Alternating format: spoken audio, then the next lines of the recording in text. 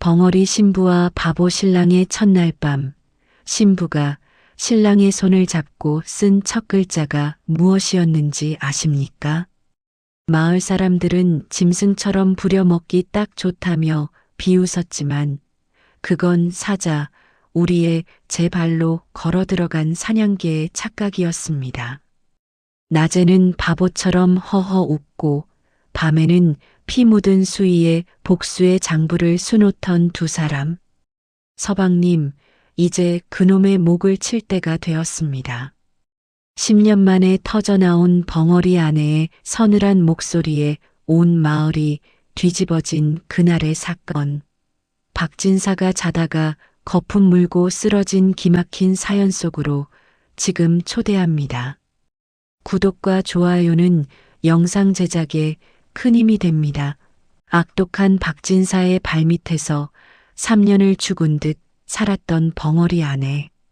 그녀가 첫날 밤 남편의 손바닥에 써내려간 첫 글자가 무엇이었는지, 그리고 왜 그녀가 관아 마당에서 옷을 벗어 던지며 사또 앞에 울부짖었는지, 그 기막힌 사연 속으로 지금 바로 들어갑니다. 옛날 조선 땅 어느 깊은 산골 마을에 강우진이라는 사내가 살고 있었습니다. 훤칠한 키에 이목구비는 번듯했으나 어찌된 일인지 말투가 어눌하고 남이 때리면 맞고 뺏으면 주는 대로 가만히 있어 마을 사람들은 그를 바보 우진이라 불렀지요. 우진은 본래 대대로 땅을 일구며 살던 집안의 자식이었으나 부모님이 연달아 병환으로 눕게 되며 가세가 기울었습니다.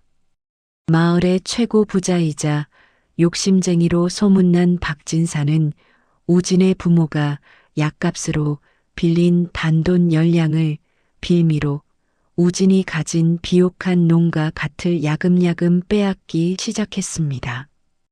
이놈 우진아, 이자가 원금을 넘었으니 오늘부터 이 밭은 내 것이고 너는 내 집 머슴으로 들어와 밥값이나 하거라.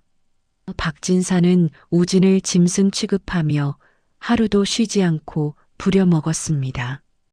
우진은 그저 헤헤, 예, 진사 어르신 하며 허허 웃기만 했습니다.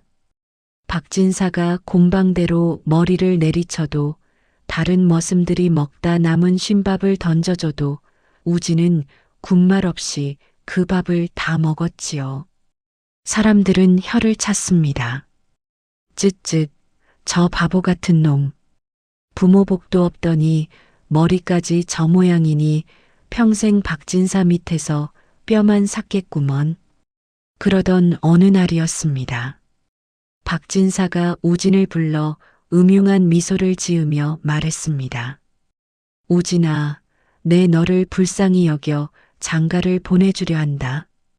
마침 옆 고을에 아주 참한 처녀가 하나 있는데 흠이라면 말을 못하는 벙어리라는 것이지. 하지만 너 같은 바보에겐 벙어리 마누라가 딱 아니겠느냐? 입이 무거우니 내 바보짓을 밖으로 옮기지도 않을 테고 말이다. 허허. 박진사가 우진에게 장가를 보내주려는 데는 다 속셈이 있었습니다. 우진이 부모님께 물려받은 마지막 재산, 바로 산자락에 붙은 작은 집터와 우물 하나를 합법적으로 뺏기 위함이었지요. 혼인 문서를 작성하면 그 재산까지 박진사의 관할 아래 둘 수 있었기 때문입니다. 또한 박진사는 집안의 온갖 구린 일을 목격해도 발설하지 못할 말 못하는 노예가 한 명 더 필요했던 것입니다. 혼례 날은 초라하기 그지없었습니다. 변변한 사모간대도 없이 낡은 옷을 빌려 입은 우진 앞에 얼굴에 연지곤지를 찍었으나 눈빛만은 서늘한 처녀 설라가 앉았습니다. 설라는 몰락한 양반가의 딸로 아버지가 박진사의 모략에 빠져 옥사한 뒤 홀로 남겨진 여인이었습니다. 그녀는 혼례 내내 단 한 번의 신음도 단 한마디의 말도 하지 않았습니다. 마을 사람들은 수군거렸습니다. 바보 신랑의 벙어리 신부라니 저 집구석 앞날이 훤하구먼. 박진사 저 인간 천벌을 어떻게 받으려고 저런 짓을 한담? 하지만 아무도 몰랐습니다. 연지곤지 뒤에 숨겨진 설라의 눈동자가 박진사를 향할 때마다 얼마나 날카로운 칼날이 번뜩였는지 말입니다. 설라는 박진사가 자신의 아버지를 죽이고 가산을 탕취하던 그날 벽장 속에 숨어 그 모든 광경을 지켜보았습니다. 그때 결심했지요. 말을 하면 죽는다. 살아서 복수하려면 벙어리가 되어야 한다. 그녀는 그날 이후 스스로 혀를 깨물고 침묵의 지옥 속으로 걸어 들어갔던 것입니다. 드디어 혼례가 끝나고 어스름한 달빛이 비치는 첫날 밤이 되었습니다. 낡은 초가방 안에 촛불 하나가 일렁였습니다. 우진은 조심스럽게 아내 설라의 손을 잡으려다 멈칫했습니다. 그런데 그때였습니다. 멍하니 허공만 보던 벙어리 설라가 갑자기 품속에서 종이 한 장과 붓을 꺼내는 것이 아니겠습니까? 우진이 놀라 눈을 크게 뜨자 설라는 우진의 손바닥을 펼치더니 그 위에 차갑고도 단단한 손가락으로 글씨를 써내려가기 시작했습니다. 서방님, 저는 벙어리가 아닙니다. 진실을 말하면 죽임을 당하기에 입을 닫은 것입니다. 저와 함께 저 악마 같은 박진사의 목을 치시겠습니까? 우진의 어리숙하던 눈빛이 그 순간 서슬 퍼런 장수의 눈빛처럼 돌변했습니다. 우진 역시 설라의 손등에 손가락으로 글을 적었습니다. 부인, 나 또한 3년을 기다렸소. 그자가 내 부모를 어떻게 죽였는지 이 바보 같은 머릿속에 하나도 잊지 않고 다 새겨두었소. 마을 사람들은 바보와 벙어리가 만났다고 비웃었지만 그 작은 방 안에서는 조선을 뒤흔들 치밀하고도 무서운 복수국이 싹트고 있었습니다.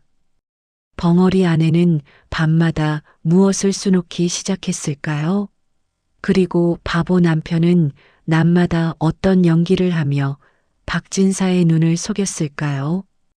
혼례를 치른 지 불과 며칠이 지나지 않았습니다. 박진사는 우진 부부를 제집 별채에 몰아넣고는 짐승 부리듯 일을 시켰습니다. 우진아, 오늘은 저 건너편 들판의 돌무더기를 다 치워라. 설라, 너는 안방마님 수발을 들고 남은 시간에는 쉬지 말고 무명을 짜서 내다 팔 거라. 박진사는 우진에게는 도저히 혼자서는 감당 못할 중노동을 맡기고 설라에게는 하루에 무명한 피를 짜내라는 가혹한 명령을 내렸습니다. 말이 벙어리지 사실상 돈 한 푼 안 드는 노예를 얻은 셈이었지요. 하지만 설라는 아무런 내색 없이 배틀 앞에 앉았습니다. 철컥, 철컥 배틀 소리가 마당 가득 울려 퍼질 때마다 박진사는 흡족해하며 곰방대를 빨았습니다. 허허, 저 벙어리년이 손재주는 좋구먼. 저렇게 짠 무명을 한양 상단에 넘기면 큰 돈이 되겠어. 그러나 박진사는 꿈에도 몰랐습니다. 설라가 짜는 무명천은 두 겹이었습니다. 겉으로 보기엔 평범한 흰 무명천이었지만 설라는 안감 쪽에 아주 미세하고 정교한 자수를 놓고 있었습니다. 그것은 박진사가 그날그날 소작인들에게서 뺏어온 곡식의 양, 장부에 허위로 기재한 이자의 수치, 그리고 박진사를 찾아와 뇌물을 바치고 간 관리들의 이름이었습니다. 설라는 벙어리 행세를 하며 마당을 쓸고 빨래를 하는 척하면서도 박진사가 사랑방에서 아전들과 나누는 은밀한 대화를 단 한마디도 놓치지 않았습니다. 이번에 사또께 바칠 쌀이 100석이니 장부에는 흉년이라 50석만 거두었다고 적게나. 박진사의 입에서 추악한 진실이 나올 때마다 설라의 눈빛은 차갑게 식어갔고 그날 밤 어김없이 그녀의 바늘 끝은 붉은 실을 꿰어 무명천 속살에 그 죄악을 촘촘히 새겼습니다. 한편 바보 우진의 활약도 대단했습니다. 우진은 박진사의 의심을 피하기 위해 일부러 더 어설프게 행동했습니다. 돌무더기를 치우다가 일부러 제 발등을 찍어 아이고 발가락 죽네 하며 마당을 뒹굴기도 하고 박진사가 시키는 심부름을 가다가 길가에 핀 꽃을 보느라 한나절을 보내기도 했지요. 박진사는 그런 우진 등을 보며 혀를 찼습니다. 에이, 저런 상등신을 봤나? 저놈은 평생 저러고 살다 죽을 팔자요. 하지만 박진사가 보지 않을 때 우진의 몸놀림은 날랜 표범과 같았습니다. 우진은 박진사가 술에 취해 잠든 틈을 타 집안 구석구석을 누볐습니다. 박진사가 쌀 뒤주 밑에 숨겨둔 비밀 문서함의 위치를 파악하고 곳간의 쌀 가마니가 실제보다 얼마나 부풀려졌는지 눈대중으로 정확히 계산해냈습니다. 그리고 그 정보들을 은밀히 설라에게 전달했습니다.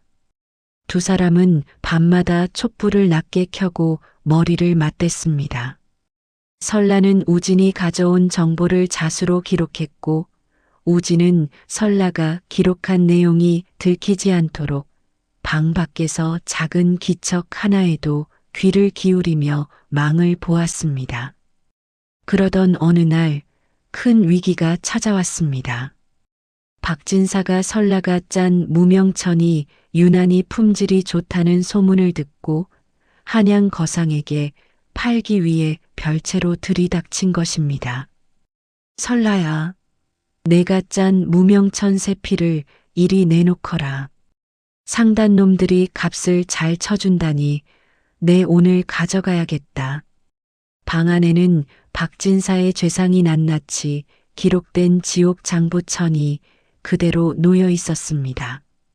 만약 박진사가 그 천을 펼쳐 안감을 확인하는 날에는 우진과 설라의 목숨은 그 자리에서 끝장날 판이었습니다.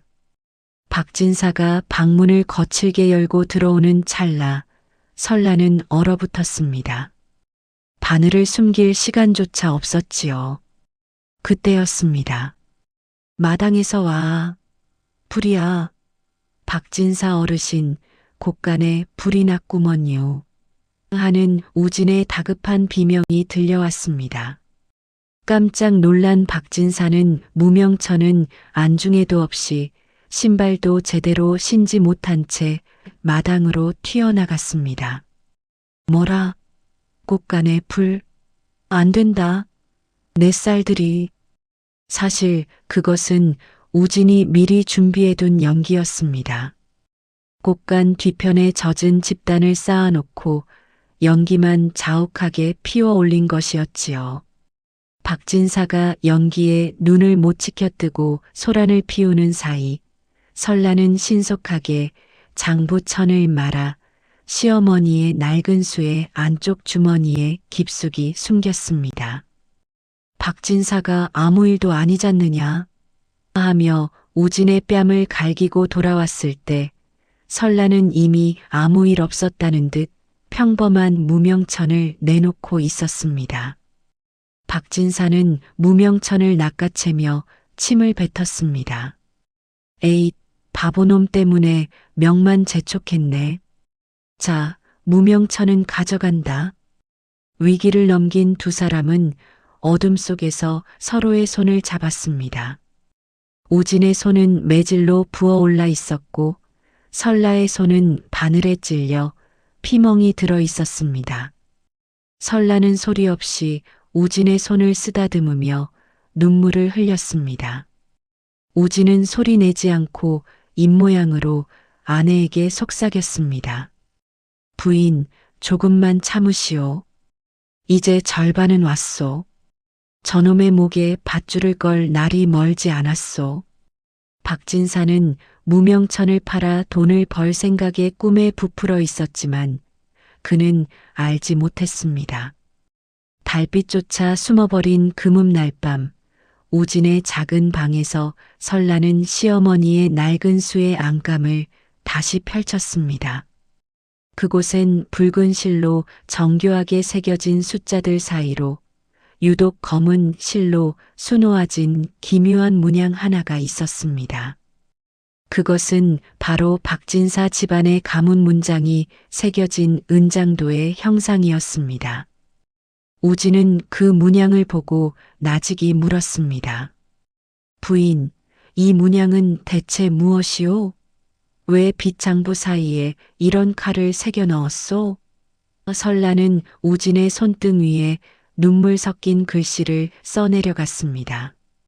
서방님, 이 칼은 10년 전 제 아버님의 심장을 찌른 그 칼입니다.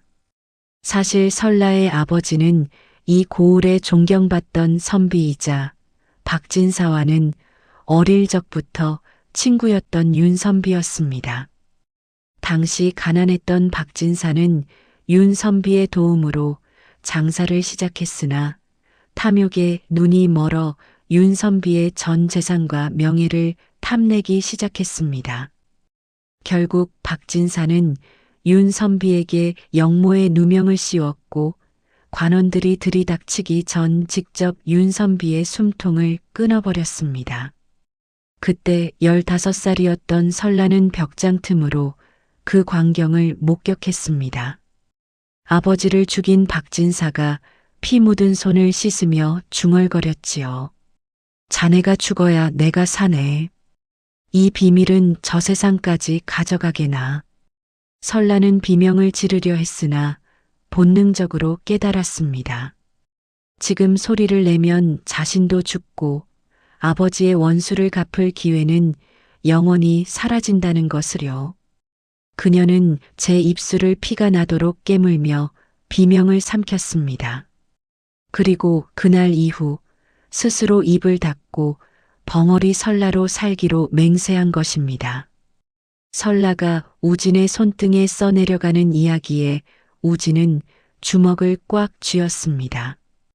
그런 짐승 같은 놈이, 내 부모님도 그놈의 이자 노름의 피를 말리며 돌아가셨는데 부인에게는 그런 원수였단 말이요. 우진은 아내의 여윈 어깨를 감싸 안았습니다. 벙어리인 척, 바보인 척하며 살아온 두 사람의 기구한 운명이 달빛 아래 하나로 묶이는 순간이었습니다. 하지만 박진사의 악행은 멈추지 않았습니다. 이제 그는 우진이 부모님께 물려받은 산자락 집터 아래에 금맥이 흐른다는 소문을 듣고 그 땅마저 완전히 뺏으려 혈안이 되었습니다. 이복의 아전, 저 바보놈이 제 발로 집 문서를 내놓게 할 방법이 없겠나? 박진사가 묻자 탐욕스러운 아전이 속삭였습니다. 관아의 곡식을 빼돌려 저놈의 뒤주에 숨겨두십시오. 도둑놈으로 몰아세우면 땅이고 뭐고 목숨줄 구걸하느라 다 내놓을 겁니다. 박진사는 비열하게 웃으며 실행에 옮겼습니다. 우진이 박진사의 집에서 매질을 당하며 일을 하던 사이 박진사의 수아들이 우진의 빈집에 들어가 관아의 인장이 찍힌 쌀가마니 3개를 몰래 숨겨두었습니다. 그날 저녁 박진사는 관원들을 대동하고 우진의 집으로 들이닥쳤습니다. 사또 날있게 고할 일이 있다. 이 바보놈이 관아의 곡식을 훔쳐 제 뒤주에 숨겨두었다는 제보가 들어왔다. 박진사의 호통에 마을 사람들이 몰려들었습니다. 우진은 영문도 모르는 척 마당에서 흙을 파며 헤헤 쌀이라니요? 저는 흙만 먹고 사는데요. 하고 바보 연기를 했습니다. 그러나 관원들이 뒤줄을 열자 정말로 관아의 직인이 선명한 쌀가마니가 쏟아져 나왔습니다. 이놈, 바보인 척하더니 대담하게 나라의 곡식을 훔쳐? 당장 끌고 가라. 박진사는 회심의 미소를 지으며 설라를 쳐다보았습니다. 이제 내 남편은 죽은 목숨이다. 살리고 싶으면 집 문서를 내놓고 내 발밑에서 기어라. 하지만 박진사는 계산을 잘못했습니다. 설라는 이미 우진이 망을 보는 사이 박진사의 수하들이 쌀을 들여놓는 장면을 숲속에서 지켜보며 그들의 인상착의와 시간까지 모두 기록해 두었던 것입니다. 뿐만 아니라 설라는 그들이 쌀을 숨길 때 박진사가 흘리고 간 결정적인 물건 하나를 이미 손에 넣은 상태였습니다.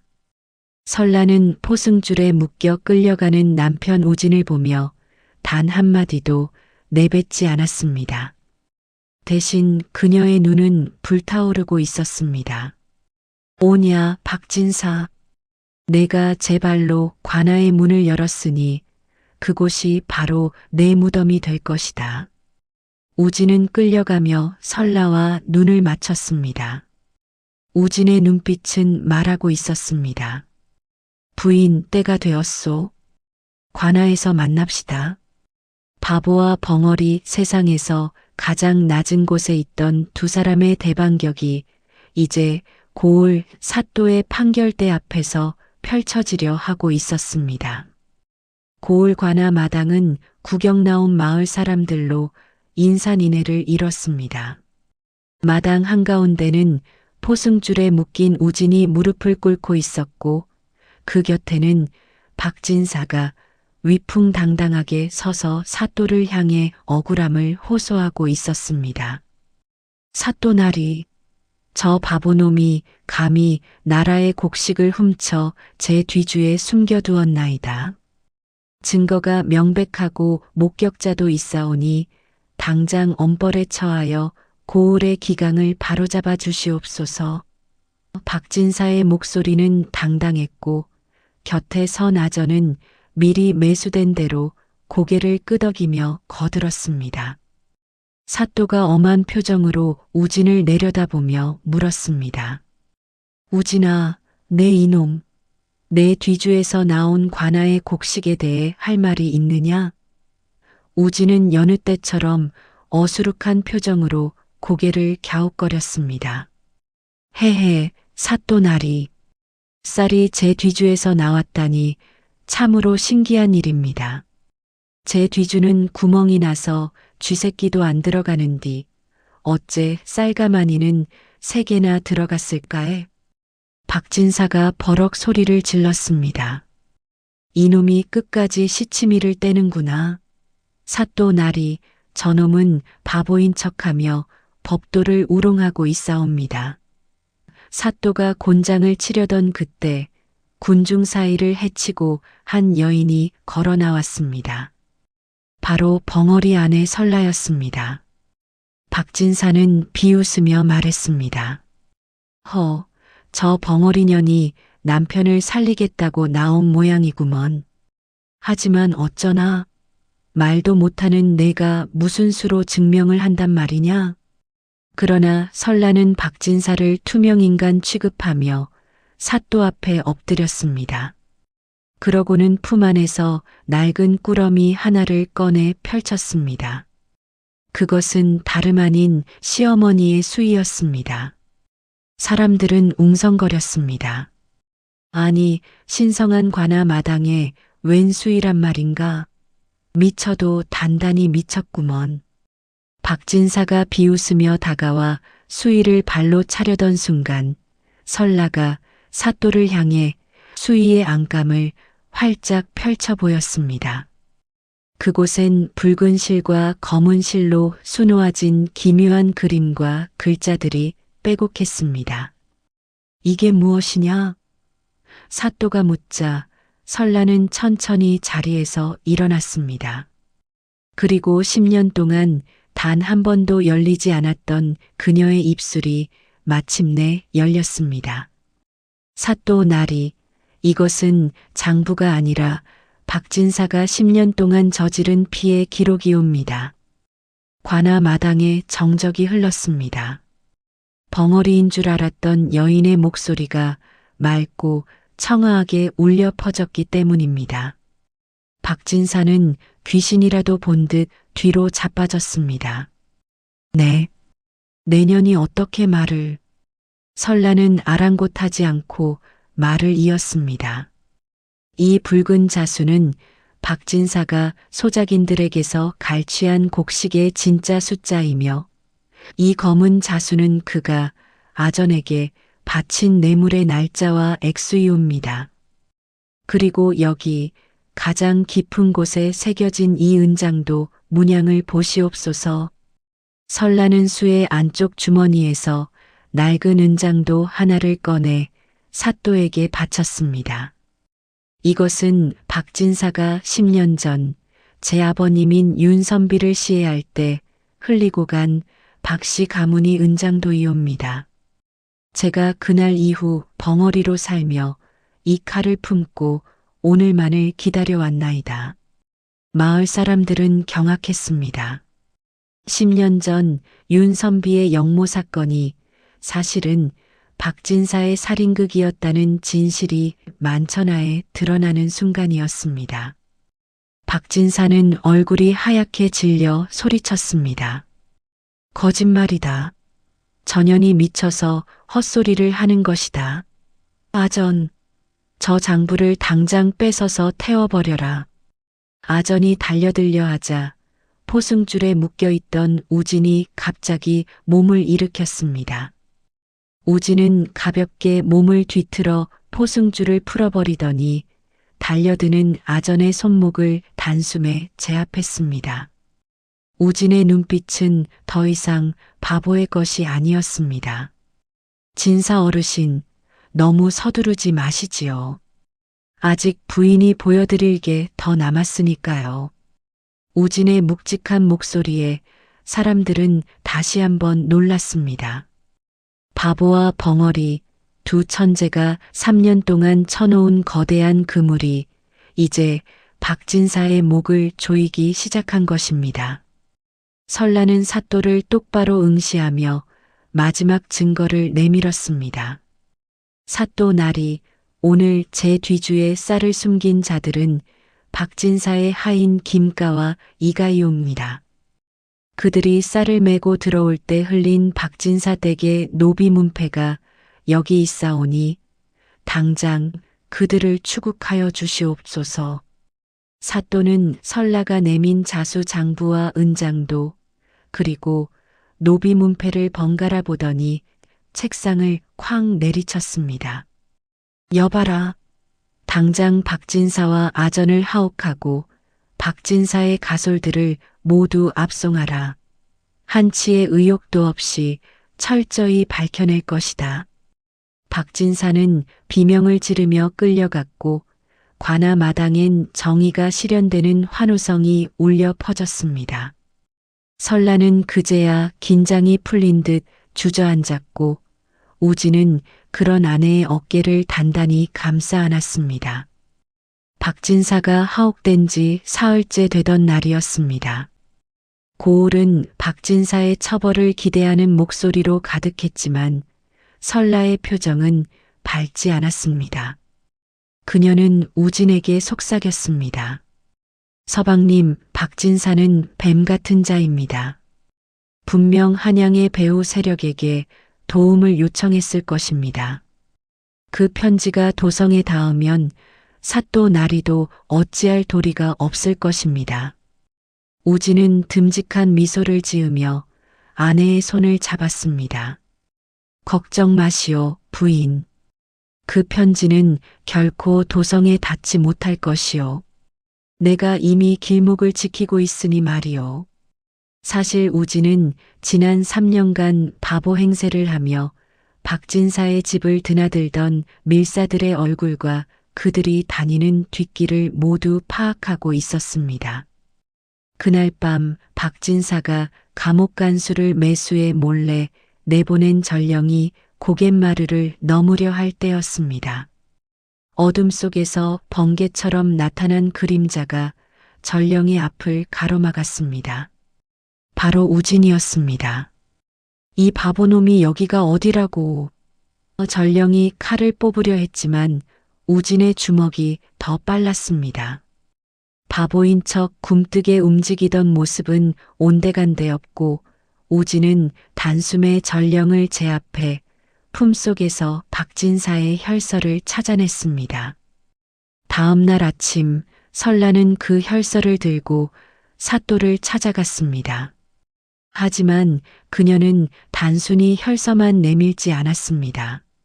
설라는 박진사가 한양 권세가들과 주고받았던 과거의 비리 장부, 즉 수의 안감에 새겨두었던 그 자수 기록의 해독판을 사또에게 바쳤습니다.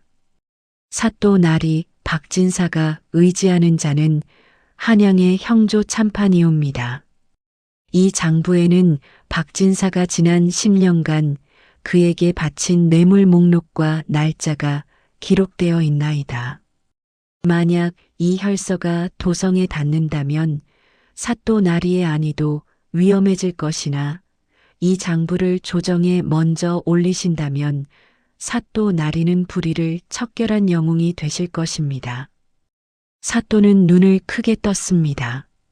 설라는 단순히 복수를 하는 것이 아니라 사또가 박진사를 완벽히 처단할 수밖에 없는 명분과 정치적 생존 전략까지 제시한 것입니다. 사또는 무릎을 탁 쳤습니다. 내 말이 옳다. 이 요물 같은 박진사가 감히 감옥에서도 조정을 움직이려 하다니. 사또는 즉시 관원들을 보내 박진사의 집을 다시 한번 샅샅이 뒤지게 했습니다. 그리고 설라가 지목한 곳, 즉 안방 장식장 뒤편의 비밀 공간에서 박진사가 그동안 모아온 진짜 감괴와 노비들의 목숨을 담보로 한 부당 계약서들이 쏟아져 나왔습니다. 박진사는 감옥 안에서 전령이 돌아오기만을 기다리고 있었습니다. 이제 곧 한양에서 전령이 오겠지. 사또 놈도 내 앞에 무릎 꿇게 될 거야. 하지만 그에게 돌아온 것은 화려한 출세의 소식이 아니라 전 재산 몰수 및 유배라는 청천벽력 같은 판결문이었습니다. 박진사가 끌려 나오며 울부짖었습니다. 이럴 리가 없다. 내 편지는 어찌 되었느냐. 저 바보놈과 벙어리년이 나를 함정에 빠뜨린 것이냐. 그때 설라가 천천히 박진사 앞으로 다가갔습니다. 그녀는 박진사의 귀에 대고 아주 낮고 서늘한 목소리로 속삭였습니다. 박진사, 내 아버님이 돌아가시던 날 당신이 하신 말씀을 기억하나? 자네가 죽어야 내가 사내라고 했지? 이제 그 말을 돌려주마. 당신이 죽어야 우리 고을이 사네. 박진사는 그 목소리를 듣는 순간 10년 전 자신이 죽인 윤선비의 환영을 본 듯 비명을 지르며 바닥에 주저앉았습니다. 그는 미친 듯이 머리를 쥐어뜯으며 실성한 사람처럼 웃기 시작했습니다. 악인의 비참한 종말이었습니다. 박진사가 실성한 채 압송되어 나간 뒤 관아 마당에는 묘한 정적이 흘렀습니다.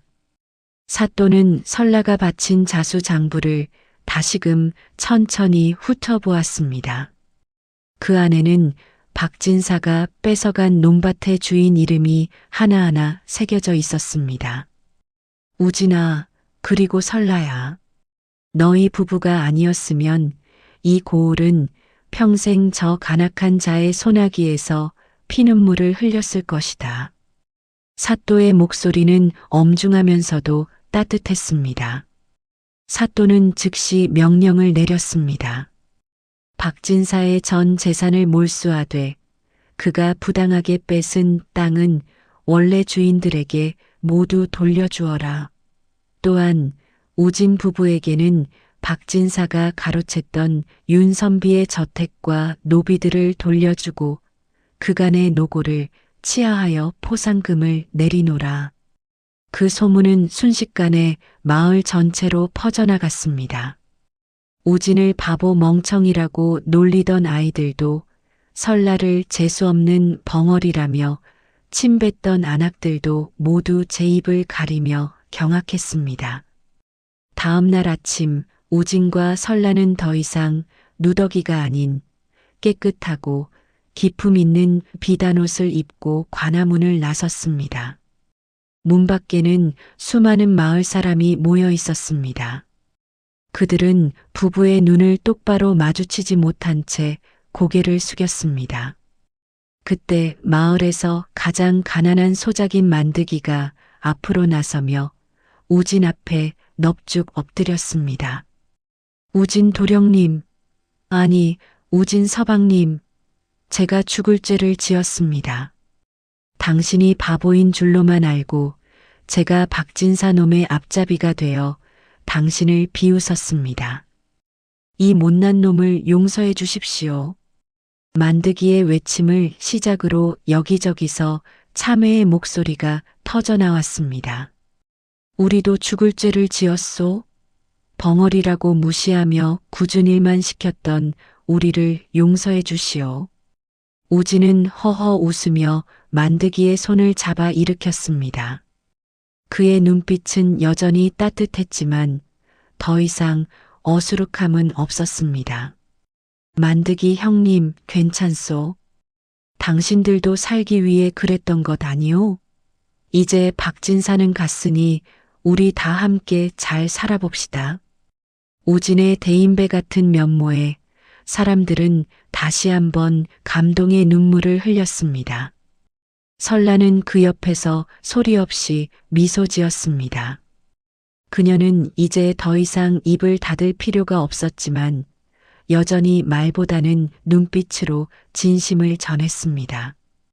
그녀는 품 안에서 작은 주머니 하나를 꺼내 만드기의 아내에게 건넸습니다.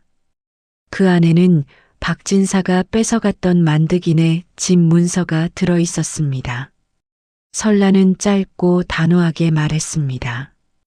이제 다시는 누구에게도 뺏기지 말고 아이들과 따뜻하게 사세요. 벙어리인 줄만 알았던 그녀의 고운 목소리에 여인네들은 통곡하며 감사를 표했습니다. 부부는 박진사가 차지하고 있던 옛 윤선비의 저택으로 향했습니다. 10년 만에 돌아온 집이었습니다. 잡초가 무성하고 퇴색된 기둥이었지만 설라는 대문에 손을 얹고 뜨거운 눈물을 흘렸습니다. 아버님, 보십시오. 제가 마침내 아버님의 이름을 되찾았습니다. 서방님과 함께 이 집의 주인이 되어 돌아왔습니다. 우진은 아내의 어깨를 감싸 안으며 말했습니다. 부인, 고생 많았소. 이제 밤마다 자수를 놓으며 눈물 흘리지 않아도 돼요. 이제는 당신의 그 고운 손으로 우리 아이들의 베넷 저고리를 지어주구려. 그날 밤 마을에서는 커다란 잔치가 벌어졌습니다. 우진 부부가 내놓은 쌀과 고기로 고을 사람들 모두가 배불리 먹으며 춤을 추었습니다. 박진사의 앞제 밑에서 숨죽여 살던 마을은 3년 만에 처음으로 웃음소리로 가득 찼습니다.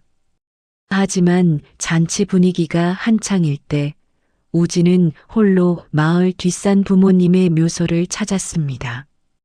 그는 묘비 앞에 술 한 잔을 올리며 나직이 속삭였습니다. 아버지, 어머니, 이제 발 뻗고 주무십시오. 아들이 바보 소리를 들어가며 지켜낸 것은 이 땅만이 아닙니다. 부모님의 자부심을 지켜냈습니다. 박진사가 실성한 채 머나먼 섬으로 유배를 떠나고 그가 수십 년간 쌓아온 악의 성벽은 하루아침에 무너져 내렸습니다. 하지만 그가 떠난 자리는 여전히 흉측했습니다. 억울하게 땅을 뺏긴 소작농들의 한숨, 부모를 잃은 아이들의 울음소리가 고을 구석구석에 흉터처럼 남아 있었지요. 사람들은 우진과 설라가 박진사의 그 으리으리한 기와집을 차지하고 떵떵거리며 살 줄 알았습니다. 하지만 부부의 행보는 세상을 다시 한번 놀라게 했습니다. 우진은 박진사의 저택으로 들어가는 대신 마을 사람들을 불러 모았습니다. 이 집은 누군가의 피눈물로 세워진 집입니다. 나는 이 집의 화려한 단청 아래서 편히 잠들 수 없습니다. 우진의 선언과 동시에 인부들이 들이닥쳐 박진사의 집을 허물기 시작했습니다. 사람들은 의아해했습니다. 아이고, 저 아까운 집을 왜 부순단 말인가? 역시 바보 기질이 어디 안 가는구먼. 나라면 저기서 금치를 하고 살 텐데. 마을 사람들은 혀를 찼지만 우진과 설라는 묵묵히 폐허 위에 새로운 주춧돌을 놓았습니다. 몇 달 뒤 그 자리에 세워진 건물은 고을 사람들의 상상을 초월했습니다. 그곳은 개인의 저택이 아니라 갈 곳 없는 노인들을 모시고 부모 없는 아이들을 먹여 살리는 해민원이었습니다. 우진은 박진사에게 몰수한 곳간을 열어 굶주린 이들에게 매일 따뜻한 죽을 나누어 주었고 설라는 그를 모르는 아이들을 위해 직접 붓을 들었습니다. 설라는 이제 더 이상 입을 닫을 필요가 없었습니다. 10년 만에 되찾은 그녀의 목소리는 고을에서 가장 아름다운 가르침이 되었습니다. 설라는 아이들을 앉혀두고 천자문을 가르치며 늘 이렇게 말했습니다. 얘들아, 이 글자는 참을 인자다. 억울한 일이 있어도 힘을 기를 때까지는 참아야 하지만 진실을 밝혀야 할 때는 목숨을 걸고 말해야 한단다. 내가 10년을 침묵한 것은 무서워서가 아니라 정의를 말할 시간을 기다린 것이란다. 설라의 목소리가 담장을 넘어 퍼질 때마다 길을 지나던 어르신들은 가던 길을 멈추고 눈시울을 붉혔습니다. 우리가 참으로 큰 인물을 몰라봤구려. 저댁 부인이 바로 이 시대의 진정한 현모양처이자 선비여. 그러던 어느 화창한 봄날 우진과 설라 부부에게 격경사가 찾아왔습니다. 10년 전 박진사의 모략으로 영모의 누명을 쓰고 옥사했던 설라의 아버지 윤선비의 명예가 조정으로부터 완전히 회복된 것입니다. 설라가 사또에게 바쳤던 자수장부와 박진사의 은장도가 한양 의금부까지 전달되었고 임금님께서 친히 그 기록을 살피신 것이지요. 사또가 직접 임금님의 교지를 들고 부부의 해민원을 찾았습니다. 마을 사람들이 모두 구름처럼 몰려들었습니다. 윤설라, 내 아비의 원한이 마침내 풀렸느니라. 주상 전하께서 내 정절과 지혜를 높이 사정부인의 첩지를 내리시고 내 남편 강우진에게는 효행과 의로움을 치하하여 벼슬을 내리셨도다. 마을은 축제 분위기가 되었습니다. 벙어리 며느리라 구박받던 설라가 이제 나라에서 인정하는 귀부인이 된 것입니다. 우진 또한 부모님의 묘소를 새로 단장하고 그 곁에 박진사에게 뺏겼던 비석을 다시 세웠습니다. 우진은 묘비 앞에 엎드려 울었습니다. 아버지, 어머니, 이제 발 뻗고 주무십시오. 아들이 바보 소리를 들어가며 지켜낸 것은 이 땅만이 아닙니다. 부모님의 이름과 이 집안의 기계를 지켜냈습니다. 그 눈물 섞인 고백을 뒤에서 지켜보던 마을 사람들도 함께 소매깃을 적셨습니다. 그들은 이제 우진을 바보라 부르지 않았습니다. 대신 강대인이라 부르며 진심으로 존경하기 시작했습니다. 세월이 흘러 우진과 설라 사이에는 부모를 꼭 닮은 아이들이 태어났습니다. 설라는 여전히 밤마다 바느질을 했습니다. 하지만 이제 그녀가 짓는 옷은 누군가의 죄를 기록하는 지옥 장부가 아니었습니다. 남편의 겉옷에 새기는 무병장수의 문양과 아이들의 버선에 새기는 화사한 꽃무늬였습니다. 우진은 가끔 아이들을 무릎에 앉히고 옛날 이야기를 해주었습니다. 얘들아, 이 아비가 한때는 고을에서 제일 까는 바보였단다. 매를 맞아도 허허 웃고 쉰 밥을 줘도 고맙다며 먹었지. 하지만 그 바보 같은 웃음이 너희 어머니를 지켰고 우리 가문을 살렸단다. 세상 사람들이 너희를 무시하거든 같이 화내지 말고 속으로 지혜를 짜내거라. 진정한 힘은 주먹에서 나오는 것이 아니라 끝까지 견디는 마음에서 나오는 법이니까. 이야기는 여기서 끝이 납니다.